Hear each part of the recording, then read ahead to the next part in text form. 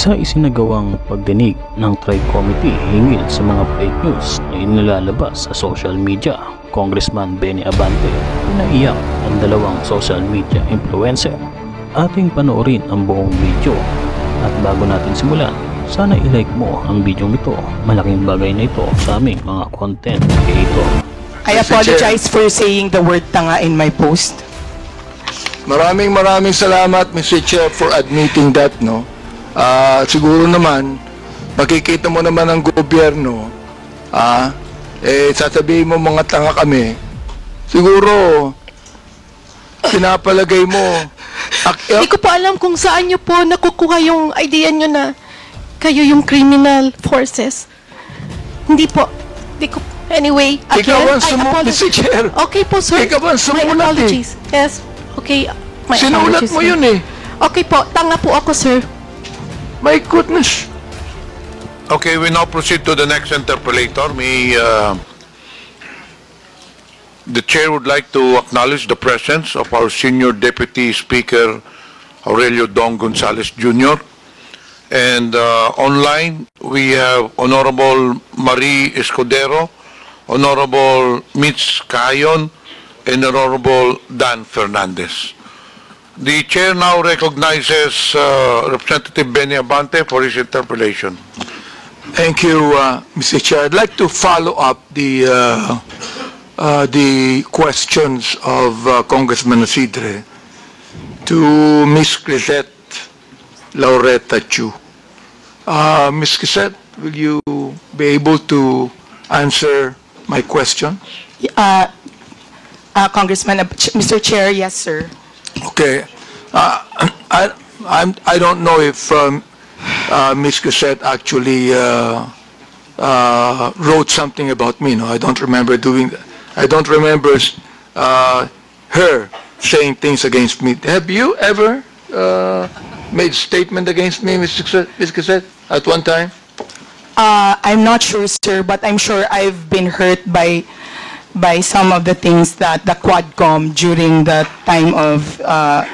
Mr. Chair, said you have been hurt. Yes, why are you hurt? Because are you the ones being investigated? Why are you hurt? No, sir, because I'm a supporter, and I just want to be honest, sir. Mr. Chair, what I'm saying is this. You are not being investigated. I'd like to ask a question. Why are you hurt? Sir, Mr. Chair, I will just answer honestly. For example, if you are a supporter of a certain politician, as I'm sure your supporters in your district in Manila know, if somebody you love or support is attacked or investigated, it hurts you. But, sir, I'm just being honest because I don't remember that I said anything about you. I'm just saying that I'm sure that maybe there were. I'm not sure, sir. I'm sorry. I don't think I've said anything bad about Mr. Chair, you. I will not belabor anymore on what she said about me, no. But I just would like to reiterate what Congressman Jude has been saying all along. You said you're a journalist, right? Yes, sir. Okay, I'm not a journalist. Yes, sir. And you said a while ago that you write what you feel. Am I right? On my Facebook, sir, not on my job. Yeah, you said you write what you feel. Am I right? Yes, sir. Okay. Now, I do not need to be a journalist to write what I feel. Am I right? Yes, sir. All right. So why do you always say you're a journalist? Because they ask me, sir, what I do. You were not asked about being a journalist. You said it, that you are a journalist. Now, sir, being a journalist, Mr. Chair, binanggit mo yung daw. Is that what you feel? Or are you trying to say now that that is what the masses feel? Mr. Chairman, that's what the impression I got from the social media platforms. The like impression? TikTok. Yes, sir. That you got. We call it social media impression, sir. Well, I'm quite ignorant with the social media impression, Mr. Chair. But what I'm saying is this. You said that you write what you feel. Now, when you said na maraming nag-resign na mga pulis. Alright? You were not writing what you feel. You were actually writing what you think the masses feel. Am I right? Sir, in the first part of the sentence, yes, sir. And then the second part of the post where I had my own opinion, it was what I felt, sir. So you believe that what you were writing, what you believe to be what the masses feel? Yes, sir, that's right, sir. All right. So you're not writing what you feel, actually. Yes, sir, as well, sir. Therefore, you were wrong in your first statement. Yes, sir. Okay, sir. Good. Very good. I'm so glad that you admitted that. All right. Now here it's... In light of the new information, sir, in light of the press release, I do not need you to explain. I don't need you to explain, Mr. Chair. Yes, sir. Thank you. You admitted you're wrong, and that's it. Yes, sir. Thank you. All right. Now, I'd like to ask General Torre here. You answered a moment ago, General Torre, that when you speak of a mass resignation, there's none. There's none. Will you please explain further so that Ms. Crisette Chu will be able to understand that is not what the masses feel? Well, there's really nobody on record who filed their resignation, sir, just because of the Duterte arrest, sir. There's none on record right now, sir. Do you believe that, Ms. Crisette? Do you believe the statement of General Torre? Yes, sir, because he has the insider information. I believe him, sir. Would you now please write something about that? Even if you do not apologize, would you now please write Yes, something sir, about if you that, wish, that you sir. believe, now, just a moment, that you believe that the statement of General Torre, would you please write that? Yes, sir. I will write, sir, that according to the PNP, there were no mass resignations due to the Duterte arrest. Thank you, sir. And therefore, you were wrong. Yes or no? Yes, sir. Okay, thank you very much for admitting that again. All right, now, I would like to understand what you wrote also here, December 28, 2024. I have the copy here, and the picture, I was actually asking my colleagues here, who is this lady in that picture, and I was told that this is the daughter of the former president. Now you said, yung anak ka ng presidente, kapatid ka ng VP, mayor at congressman, pero kailangan mo magbenta ng deodorant sa TikTok with matching actual application of deodorant sa kilikili mo because sayang ang pera para may pambili ka ng luho. Samantalang ang anak ng mga congressman lang na kung sino-sino nag-aaral abroad sa Europe at Switzerland at walang alam sa buhay, akala hardworking lang ang kanilang mga magulang. I would like to understand this. I would like to understand what you feel about this. Now you tell us right here in this committee, anong ibig sabihin nitong impression na ito?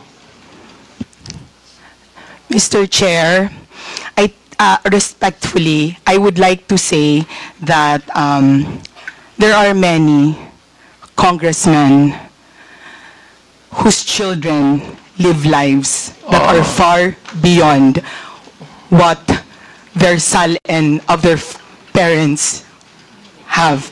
Well, Mr. Chair, to inform Ms. Crisette that I have 3 children, and they never went to Switzerland to study. Yes, sir. Not Okay. you. It's not you, sir. All right, not me. Yes, so sir, not therefore, you. who are you referring to? Sir, I would not... You give us names. Who are you referring to? You made a statement that there are a lot of congressmen. Therefore, you tell us now, who are you referring to? Sir, Mr. Chair, respectfully, my counsel does not want me to mention. Your counsel is wrong. You made a statement, samantalang ang anak ng mga congressman. You made that statement, maraming congressman. So I'm asking you right now, Sino-sinong congressman yon na may mga anak na nag-aral sa Europe at Switzerland na walang alam sa buhay? Yun ang ibig sabihin nun. Yun ang impression mo, di ba? Alright, you tell us now. Because that is not only an impression, Mr. Chair. She is telling us something that she believed to be true.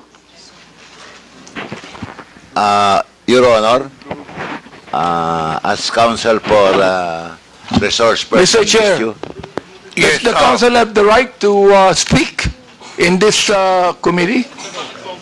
The council should wait for the chair to recognize you. Representative Abante first.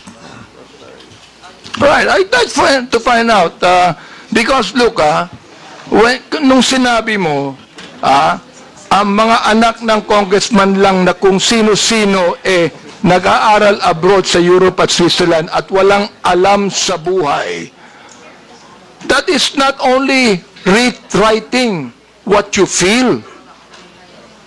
It is writing what you know. That's your conclusion. Therefore, I would like to find out, sino ang tinutukoy mong congressman dito? Ipangalan mo na. Oh, palagay ko walang congressman. Matatakot dito. Meron bang mali, Mr. Chair? Is there anything wrong with any congressman who can afford to let his children study in Europe and Switzerland? Is there anything wrong with that, Mr. Chair? Let me ask you, yes or no, is there anything wrong with that? Ms. Crisette, kindly answer the question. Mr. Chair, Mr. Chair, may I be allowed Would you allow the council? I will allow counsel to speak first after she answers. After she answers. Okay, Your Ms. Crisette, Honor, please answer the question. Your Honor, to facilitate the expectation of the Honorable Congressman, may I be allowed to give 1 minute just to confer with my client, Your Honor? Attorney Bello, tapusin muna natin yung question to Crisette. Pag na answer niya na satisfactorily, then we can proceed with your manifestation. Ms. Crisette, please answer the question. yes, sir. Your Honor, Mr. Chair. my request is Mr. that Sec Your Bello, wait until you are recognized. Crisette Wait. Chu is being recognized as of now. We have rules to follow in this. Ms. Crisette, kindly answer the question. Sir, Your Honor, just reconsideration, Your Honor. My request, Your Honor, is that before my client will answer, may I be allowed 1 minute to confer Mr. with Chair. Your Honor, to Mr. Chair. clarify Hold on. with the Are you permission of the referring to Honorable a Congressman. legal advice? Would you like to confer with your client? Yes, Your Honor. Okay, you just- confer with your client first. Yes, Your Honor. We have a 1 minute suspension. Thank you, Your Honor. Thank you. thank you, sir. I would like to give way to what her attorney said, no? And again, I would like to ask Ms. Chu to respond according to how her attorney advised her.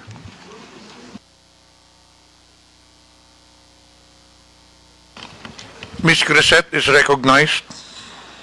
Mr. Chair. Sorry, sir, I did not hear your question. My counsel was speaking with me. Could you kindly... Representative Abante, do you have any question?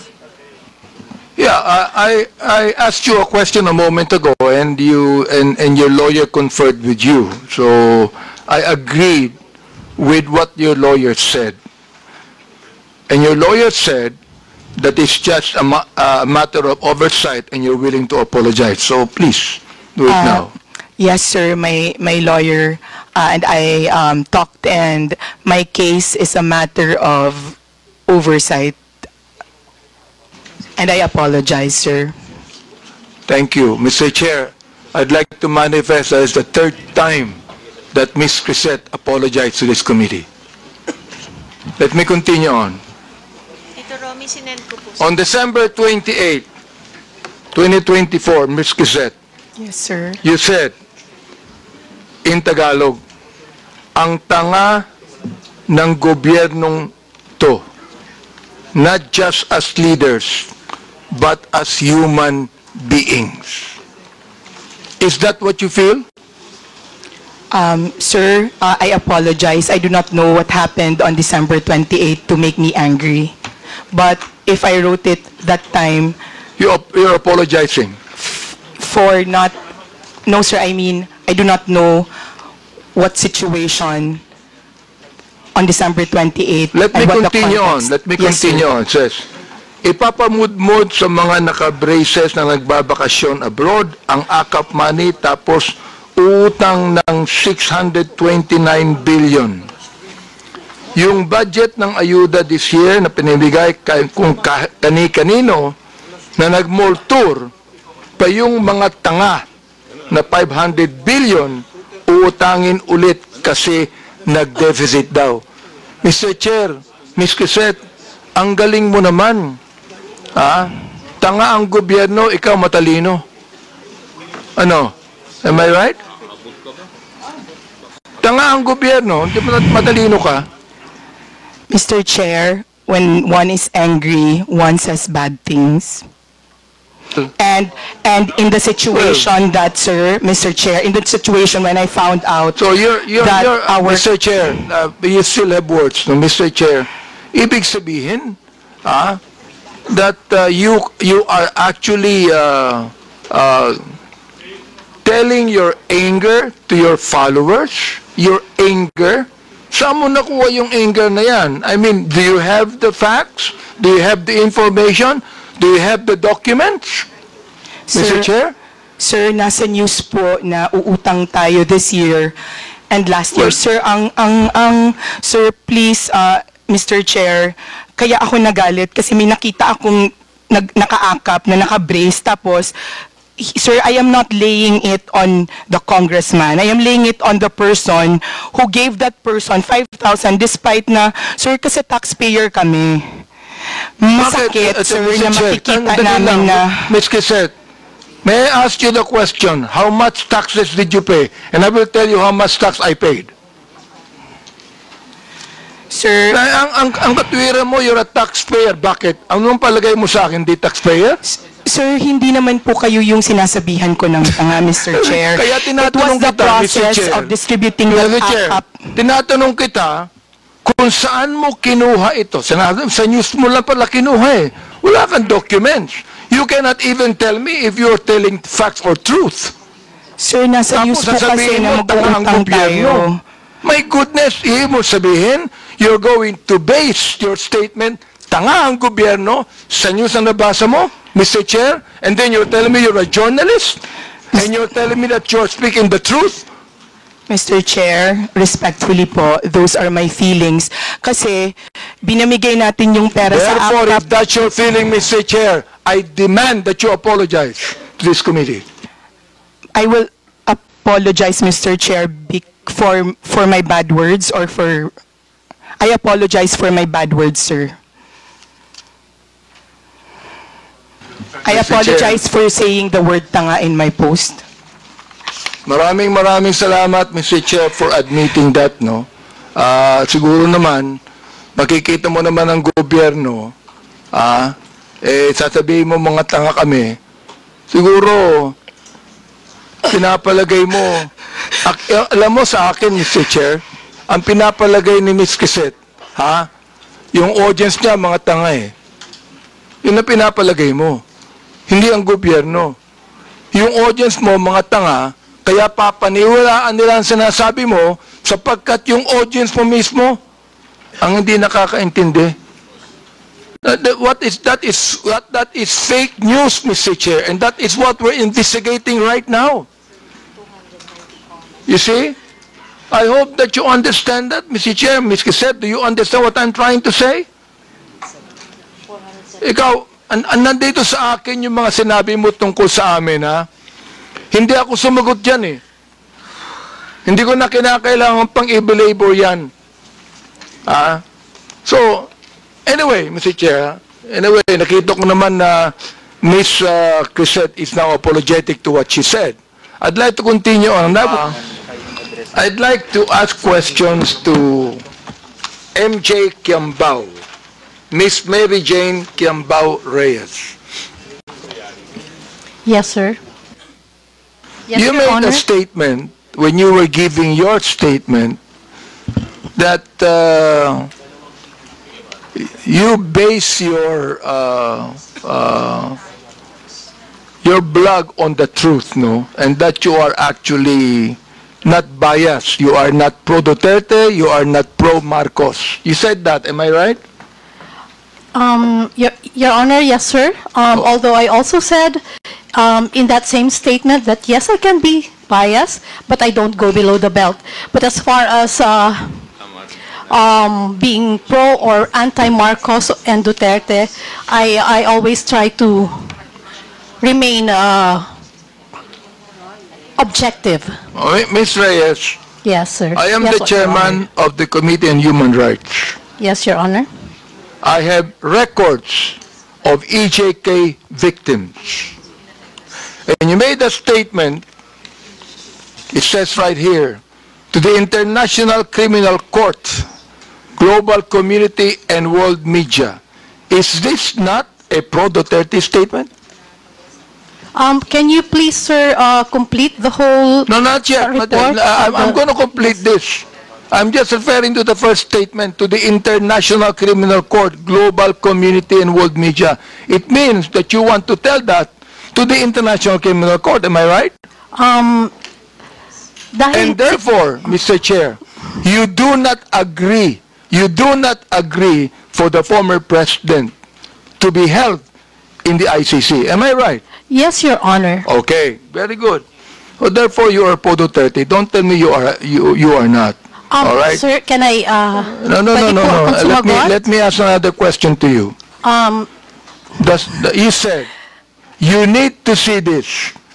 The so-called EJK victims under President Duterte, a massive hoax. Do you believe that, Mr. Chair? yes, sir. Again, Where did you yes, get the information, Mr. Chair? Your Honor, sana po mabasa ng buo yung aking... Do you want me to give you documents on that? Sir, I know what I posted, but I want the whole, the people here and the media to also see ano yung context ng aking isinulat para po maintindihan din nila at Ito na hindi yung lang context, maibase Mr. Chair. sa isang You do not statement even lamang. need to complete this. Kung gusto mo Sir, kumbituhin ko, yes, ito, Your Honor, I would okay. appreciate very much. I'm going to complete this now. Okay, Yes, para Your marinig Honor. ng lahat. Opo. The so-called EJK victims under President Duterte, a massive hoax. Okay. Sa akin, mali. I have documents to show. Yes, Your Honor, All that right, is your now you truth, said. and I also have my truth. Please. May I remind the resource person to, again, patapusin muna yung interpolator before you answer. Okay po, salamat po, Mr. Chair. And sige po, so, kung pwede po, ibigay na lahat ng tanong at mabigyan din po kami ng pagkakataon na sumagot nang wala ring interruption Of sana. course, you will be Opo. given your opportunity to answer, pero patapusin muna talagang interpolator, that is sige our po, ruling, Mr. Chair. before the resource person. Wag po tayo magsapawan. Opo, Mr. Chair, maraming salamat. Okay, Mr. Chair, let me continue on. You said, the anti-Duterte propagandist. So alam ko na kung ano yung bias mo, di ba? May bias ka na rito eh. Oo. Okay, likely funded by drug cartels, terrorists, corrupt politicians, greedy oligarchs, and narco-politicians are desperately trying to manipulate the global narrative. What did you get the information about that, Mr. Chair? Pwede na po akong... Go ahead. Sige. Yes, Mr. Chair, pwede na po akong sumagot? Yes. Okay. Doon po sa mga nauna niyo pong tanong, kung saan, ang sabi ko nga po ay hoax. Ang pinagbabasehan ko po doon ay yung mga naglalabasan ngayon na panibagong impormasyon, kita naman po ito sa social media, ano po, kung saan yung mga napabilang na EJK, yung mga pagpapakita ng picture ng mga anak nila na namatay daw sa EJK, actually ay hindi po connected sa EJK. At yung iba po ay buhay na buhay naman po. That's why, ang sabi ko nga ay hoax dahil yung mga pinakita ng mga nagrarally at pinapakita nila na namatay sa EJK ay hindi naman po patay. Mr. Chair, nag-a-attend ba kayo ng Quadcom hearing? Mr. Chair? Nag-a-attend ba kayo ng Quadcom hearing? Yung mga biktima ng EJK ay nandoon at nagkaroon pa sila ng prayer rally, Mr. Chair. Nag-attend ba kayo ng Quadcom hearing? Okay, Mr. Chair, okay, salamat po at pagkakataong sumagot. Yes, nakapanood na po ako ng Quadcom at napanood ko rin po yung mga latest na ganap ngayon kung saan may isang Aling Sheila, Aling Lori, Aling another mother, kung saan yun po yung mga anak nilang pinapakitang namatay sa EJK ay hindi naman po. Doon po yun po yung pinanggagalingan ng aking isinulat na opinyon. Yun po ay reaksyon at opinyon sa mga nabalitaan ko po sa social media. At sa mga news online. Again, those are my personal reaction and opinion on the current events. Mr. Chair, ang hirap nun, makakabalita ka ng anuman, tapos you're going to put up an opinion, and you want to let the people believe it's the truth. Yun ang problema dyan eh.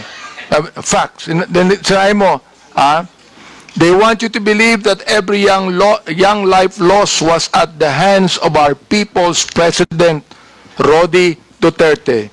This is a blatant lie. That is my... pwede na pong sumagot, Your Honor? Yes, go ahead. Sige. Opa. Go ahead. Again, that is my truth. Those are my opinion. And nakabase naman din po yan sa mga available information. Ngayon, makikita po natin na yun nga po, may mga EJK victims nga raw na hindi naman pala. Raw. Yun nga po, sabi, yung raw po, I'm referring... You have no right to say it's a massive hoax. Mr. Chairman, with the indulgence of Chairman. Yes, Mr. Ma'am, yung sinasabi mong mga facts ngayon na lumalabas, is it an official document coming from those investigations by government agencies, by Quadcom, or just a mere in the social media accounts? Sir, Your Honor, if I'm not mistaken, nasa newspaper na rin po yan. Sandali po. Nasa newspaper. Pero ang tinatanong ko po, anong source ng newspaper? Is it an official document or findings of the Human Rights Commission? Absolutely, ma'am, yes, Madam, Your Honor. absolutely not. Because during our hearing, the Quadcom, all those victims, yung mga families na nandun, was confirmed by Human Rights Commission. Okay, Your Honor. In fact, we have all the list. Your Honor, can I also answer now, kung pwede po? Okay. Lumabas po na may mga kapatid, yung mga biktima, na sila po mismo ang nagdi-deny doon sa mga ibinabalita ngayon Mr. Chair, I'd like to interject for a while here, while you're answering. Ang binabanggit mo, may nabalitaan ka? May nabalitaan ka? I mean, my goodness, if you would like to be a resource person here in this committee, kinakailangan, meron kang basis, meron kang tunay na basis, meron kang dokumento na masasabi. Sapagkat, Luka, ang Commission on Human Rights, for example, nag-imbestiga ng EJK at maraming nakita. Kami, in my Committee of Human Rights, marami kaming nakita. Oo. Samantalang ikaw, sinasabi mo, massive hoax ito. Wag naman, Mr. Chair. Gusto kong maniwala sa statement mo kanina. Pero ngayon, itong statement na ito, hindi na maganda eh. O, nagsabi ka pa ng facts. Some of these so-called victims died years before or after Yes. Duterte's presidency. Where'd you get the information? Nasa balita po, Your Honor. Yung iba po ay namatay ngayong last year lang po, Madam, 2024. Mr. Chairman, Opo. Madam, sa Quadcom po, sa hearing namin, at it was confirmed by Human Rights Commission, lahat po na nakalista doon, under our records, was confirmed by Human Rights Commission. Wala po doon yung prior and after Wait lang po, kasi ako- ng Duterte's administration. And, Mr. Chairman, kindly, let me just remind that, sir, is he your counsel? No, sir. Oh. From the House of Representatives po siya. From the House? Nagpapapirma po. Sabi ko mamaya na kasi busy pa po tayo. Anyway, madam, Apo. ma'am, Yes, wala Your po Honor. Now you're talking about those mga disclaimer ng family. Now, ang tanong ko po, is it documented, under oath? Do you have a document for that? Or just a mere media reports? Alin po, sir, yung tinatanong po ninyong documented or Hindi, media yung reports? sinasabi mo, na may mga families of victims na dineny, na-refute yung claims. Posted po ng mga Ayun nga kamag-anak problema, nila, posted and then, sa social opo, media. and Ang sinasabi ko, madam, baseless yan kasi based on our investigation, and unless otherwise, you can have a document under oath that indeed a certain family of victims clarified and dispute that data. Okay po, Your Honor, noted po. What Next noted? time. Yeah, noted Anong po noted? noted po na, Tinatanong po kita kung may dokumento ka bang hawak, wala. tulad po ng sagot ko kanina, Hindi, Your sandali, Honor. you answer my question, Mr. Chairman. Yes, I'm trying to answer, Your Honor. Sandali po. Apo. Yes or no? Do you have the document? Under oath? Sir, like I said, Andale, yes or no? Remember, I am just asking you if you have the document or not, under oath.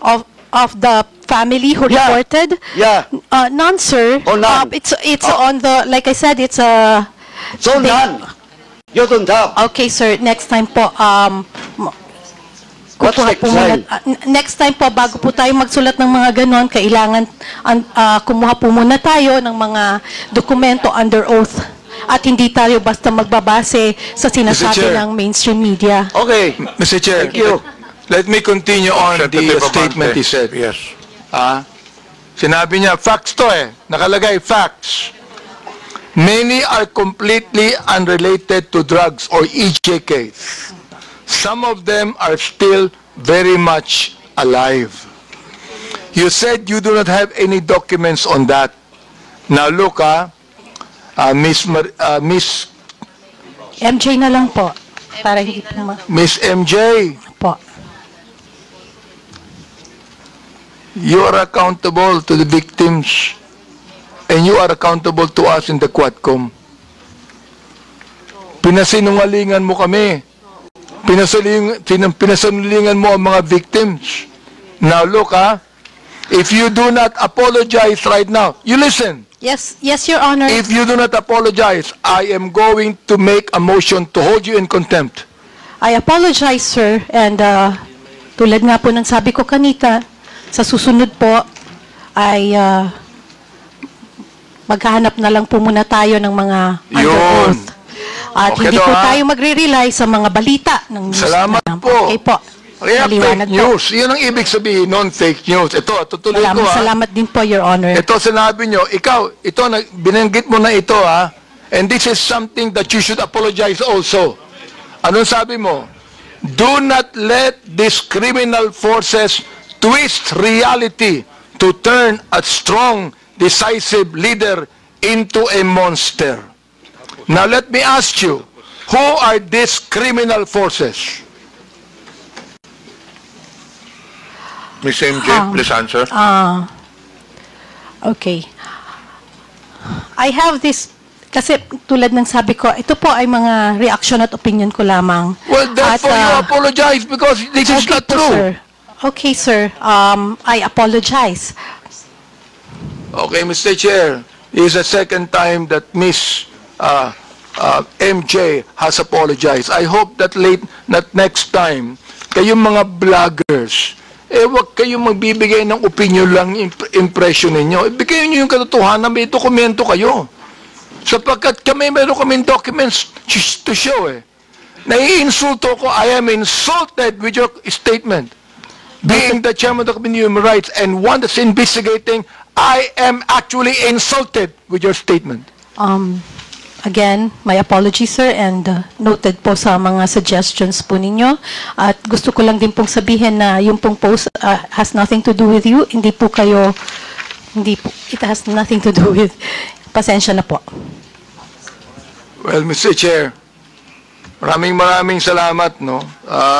Yung binabagit mong nothing to do with me, pero yung tinawag mong criminal forces, kasama kami dun ikaw naman, mag-isip naman kayo. Ang hirap nito, Mr. Chair, itong mga vloggers na iba, ito ang mga tanga